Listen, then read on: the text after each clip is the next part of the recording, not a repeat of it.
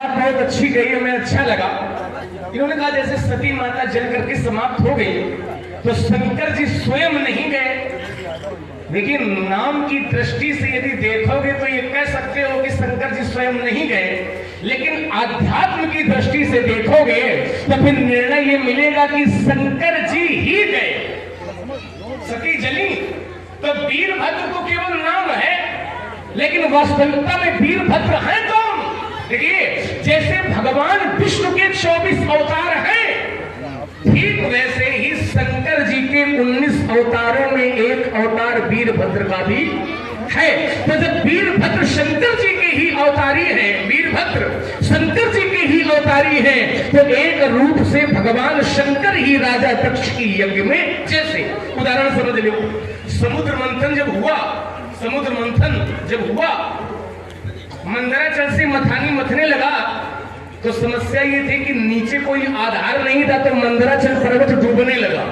और जब डूबने लगा तो भगवान ही एक रूप से कछुआ बनकर के नीचे आधार देने पहुंच गए। तो एक रूप से कमठ बने कछुआ का रूप बना करके भगवान पहुंच गए, और एक रूप से भगवान सामने खड़े थे। तो जो कछुआ बन करके आए नीचे, कमठ बन करके आए, उनको क्या कहा जाएगा? कछुआ कहा जाएगा। उनको ये कहा जाएगा कि भगवान है। मानस में भी ये मीन कमठ है ना, भगवान कहा जाएगा। अवतार चूंकि कमठ का है, वैसे ही वीरभद्र भगवान शंकर का अवतार है, तो यही कहा जाएगा कि शंकर जी उस यज्ञ में पहुंचे। अब देखिए, सती माता यदि जल गई, सती माता जल गई, तो सती माता को शंकर जी चाहते तो बचा सकते थे, चाहते तो बचा लेते, लेकिन शंकर जी बचाना ही नहीं चाहते थे। शंकर जी बचाना ही नहीं चाहते थे, इसलिए उन्होंने माता सती को नहीं बचाया। क्यों? क्योंकि प्रमाण है। क्या प्रमाण है? सती माता को बचाना नहीं चाहते थे, इसलिए नहीं बचाना चाहते थे क्योंकि शिव संकल्प हीन मने माही कि यही तन सती भेद मोही नाही। भगवान शंकर ने संकल्प ले लिया था कि इस शरीर से सती की प्राप्ति अब होने वाली। शंकर जी समझाते रहे, लेकिन सती की बात समझ में नहीं आई। तो शंकर जी ने तो यहां तक कह दिया था कि मोरे कहे न संशय जाही तो विधि विपरीत भलाई। इसलिए शंकर जी बचाना ही नहीं चाहते थे, फिर इसलिए सती को नहीं बचाया। लेकिन आपने कहा धनुष को त्याग दिया शंकर जी ने, ये बात हमें कुछ कम समझ में आई। शंकर जी ने त्यागा कब इस धनुष को? हमने तो नहीं जाना कि शंकर जी ने धनुष को त्यागा है। हमने तो ये जाना है कि शंकर जी ने इस धनुष को दे दिया है। देने में और त्यागने में अंतर होता है। शंकर जी ने धनुष त्यागा नहीं है, बल्कि शंकर जी ने ये धनुष राजा जनक के पूर्वज को दे दिया है। इसका प्रमाण भी हमारे पास है। धनु रुद्र संक्रुद्धौ विदेहेश महायसा देवरातस्य राजर्षि दगौ। हस्ते हाथ में जब दिया जा रहा है तो इसको फिर त्यागना नहीं कहा जाएगा, इसको फिर देना कहा जाएगा।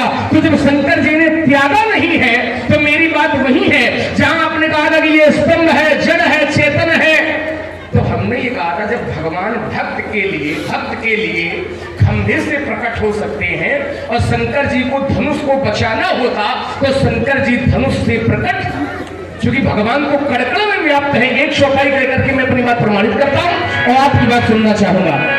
भगवान कड़कड़ में व्याप्त है, चाहे जड़ हो चाहे चेतन हो। तो कहा हरि व्यापक सर्वत्र समाना और प्रेम के प्रकट हो तुम्हें जाना। यदि धनुष पर शंकर जी की कृपा होती, शंकर जी की कृपा यदि धनुष पर होती तो संसार में धनुष को कोई तोड़ने वाला नहीं था।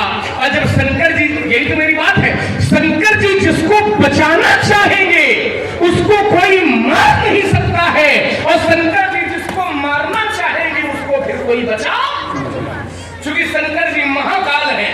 तो जब शंकर जी ने इसको बचाना नहीं चाहा तो आप धनुष के पक्ष से क्यों बोल रहे हो? ये बात समझ में नहीं आ रही मुझे। सीधी बात है, चिंतन करो, फिर चिंतन करो।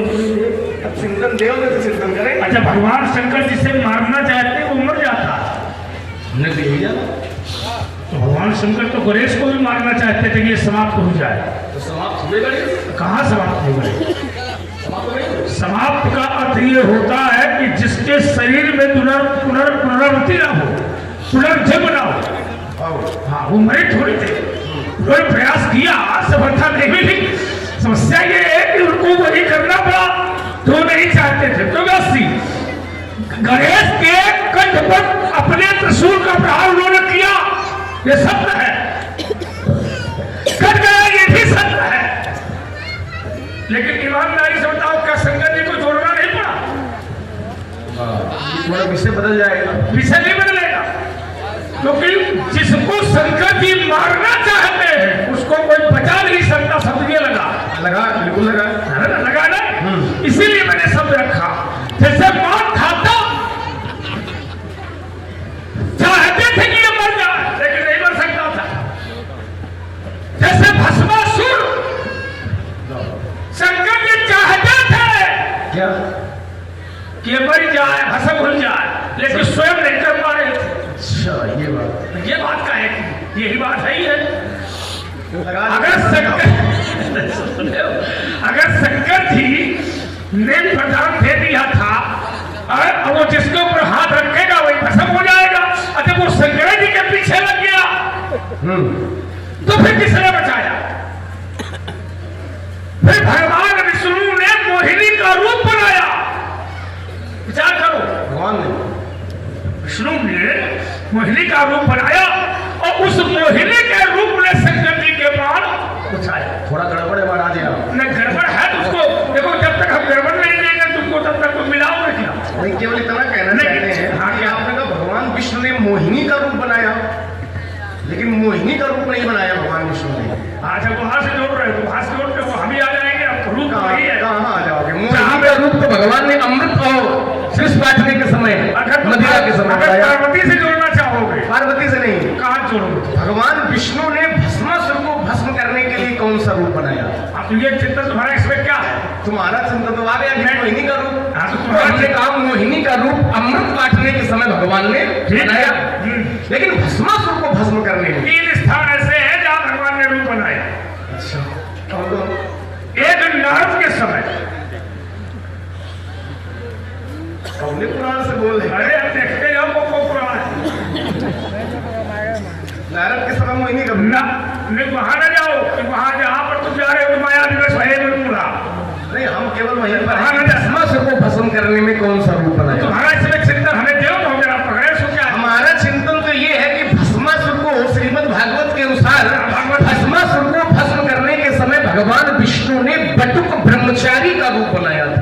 हो गई बात, इसको प्रमाणित करो जरा। प्रमाणित करें? तुम पहले प्रमाणित करो कि ऐसे नहीं कहा तुमने था। देखो, अगर भस्मासुर को भस्म करने के लिए अगर बटुक ब्रह्मचारी का रूप बनाया, थोड़ी बात सुनना, बटुक ब्रह्मचारी का रूप बनाया तो भस्मासुर को भस्म करने के लिए यदि बटुक का रूप भगवान ने बनाया है, चिंता करना, ये तुम्हारा विषय अपना है, तो फिर नृत्य करके कौन दिखाया? क्या नृत्य करके? विचार करो भाई, भस्मासुर भस्म कैसे हुआ? तो भगवान ने जब एक नारी का रूप बनाया, क्या करना, और उस मोहनी रूप में जब भस्मासुर मोह गया और विवाह करने के लिए तैयार हुआ, तो उसने कहा कि हम विवाह तो करेंगे तुम्ही से। तो उन्होंने कहा विवाह करना चाहते हैं तो जैसे शंकर जी नृत्य करते हैं वैसे करके दिखाओ। अब चिंतन ये है कि क्या ये बटुक कर सकता? बटुक कैसे? जैसे आप ये कह रहे हो कि भस्मासुर, हम तो ये भी प्रमाणित कर सकते हैं कि उसका नाम भस्मासुर नहीं था। वो पहले कुछ और था, ये ना बताओ, ये ना बताओ, यहाँ से शुरू भस्मासुर से, भस्मासुर पर रहेंगे। पहली बात तो ये कि भस्म होने के बाद भी उसका नाम भस्मासुर नहीं है। भस्मासुर तो ये लोग कह देते हैं, लेकिन ईमानदारी से उस असुर का नाम था वृकासुर। शकुनी का पुत्र था वृकासुर। उसने भगवान शंकर से ये वरदान मांगा कि मैं जिस पर हाथ रख दूं वो भस्म हो जाए। अब वो जब शंकर जी के पीछे पड़ गया, और समस्या यही कि शंकर जी पर जब जब समस्या आती तो नारायण ही याद आते हैं। ये सही है, ठीक है। नारायण के पास पहुंचे, संकट लेकर के ये समस्या हमारे सामने है, तो भगवान ने वहां मोहिनी का रूप नहीं बनाया श्रीमद् भागवत के अनुसार, ठीक है। भगवान ने बटुक का रूप बनाया और उस मार्ग में बैठ गए जिस मार्ग से भस्मासुर आ रहा था। तो भगवान ने उससे वार्ता की कि कहां जा रहे हो, 2 क्षण हमसे भी बात कर लो, बटुक ब्रह्मचारी का रूप बना करके। तो उसने कहा कि मैं शंकर जी पर हाथ रखने जा रहा हूं, जल्दी में हूं। तो उन्होंने कहा 2 क्षण हमें भी समय दो, जल्दी में हूं, शंकर जी पर तुम हाथ रखने जा रहे हो, क्यों रखने जा रहे हो? उसने बताया कि हमें शंकर जी ने वरदान दिया है। तो भगवान जब बोल रहे थे तो उनकी वाणी से इतना माधुर्य छलक रहा था कि भस्मासुर की वाणी के प्रभाव में आता गया। और भस्मासुर से भगवान विष्णु ने यह कहा कि तुम शंकर की बात में आ गए। वो तो भोलेनाथ है, कह देते लेकिन होता नहीं है ऐसा, कह देते होता थोड़ी ऐसा है। शंकर जी कह देते भूतों के साथ रहते, कपाली इनकी बात पर तो ना गए। तो उसने कहा नहीं आ गए तो क्या करें, कैसे जांचे कि नियम वरदान सही है कि गलत है? तो भगवान ने कहा तुम ऐसा करो कि तुम अपने ऊपर हाथ धर के देख लो, सही है कि गलत है, अभी प्रमाणित हो जाएगा। अब जब भगवान की बातों में आ गया, भगवान की बातें जब नारद नहीं समझ पाए तो भस्मासुर का समझ पाएगा। मानस में प्रमाण क्या ले लो, वहीं से ले लो। नारद नहीं समझ पाए कैसे, तो कहा माया विवश भये मुनि मूढ़ा और समझी नहीं हरि कीड़ा निगूढ़ा। भगवान की बात जब नारद जैसा महात्मा नहीं समझ पाया तो भस्मासुर का समझेगा। भस्मासुर भगवान की बात में आ गया और उसने जांच करने के लिए अपने ऊपर ही अपना हाथ, इसके श्रीमद् भागवत के पठन पाठन करने वाले लोग हैं, समझ रहे होंगे, उन्हें समझ रहे हो तो मंगा सही से पूजा तो हम भी इसको देखेंगे, ऐसा नहीं देख लेना। तो अगर तुम पकड़ गए, पकड़ने वाले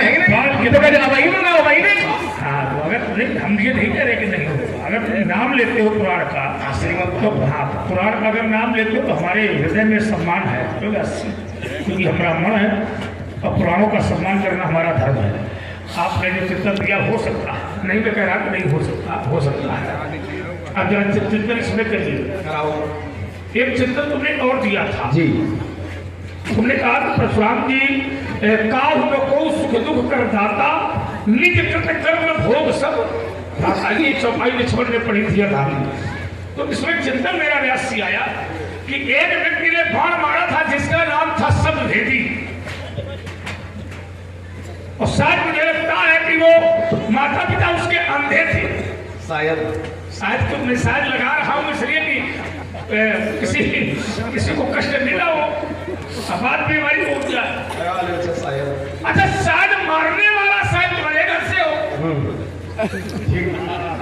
क्यों भाई? तो जो बाण मारा गया था उसका लक्ष्य यह था कि जहां शब्द निकलता था वही वो भेदन करता था। अब चिंतन यह करिए कि आवाज आ रही थी खट वाले घड़े से, तो बाण कहां लगा? हाँ, जब आवाज वहां आ रही थी तो बाण यहां कैसे?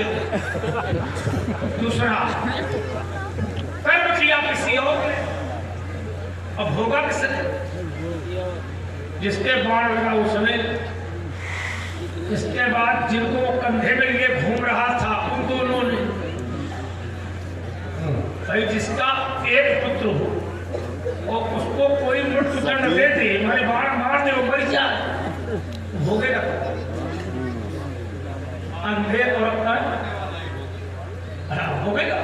अब इसमें बताओ काहु को सुख दुख कर जाता, माने जिसने मारा वो भी भोगेगा और जिसका नहीं जिसका मरा वो भी भोगेगी, क्योंकि यह शांतों में भी भोगा है, क्योंकि आंखें हैं नहीं और सहारा छूट गया, तो अब अपने है क्या?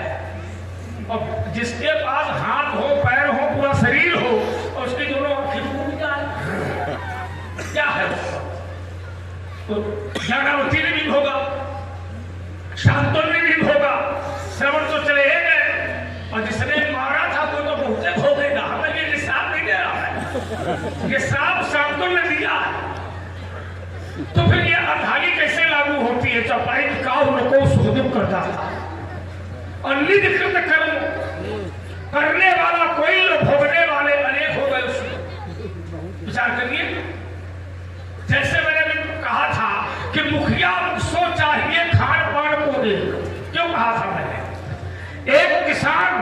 जो मुखिया होता है वो खेत में जाता है, सिंचाई करता है, जुताई करता है, बुआई करता है, फसल तैयार करता है, फसल काट के लाता है, दाना लेके आता है। तो ईमानदारी से बताओ क्या वो अकेले खाता?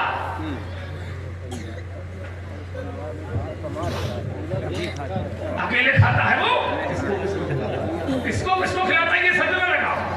वो तो अन्न है, वो कहाँ कहाँ जाता है ये सोचो, और किसके किसके अंदर जाता है ये सोचो। वो करने वाला एक और पाने वाले। बस ये है कि फिर ये लागू कैसे हो जाएगा, निधि कृत कर्म भोग सफा कैसे हो जाएगा।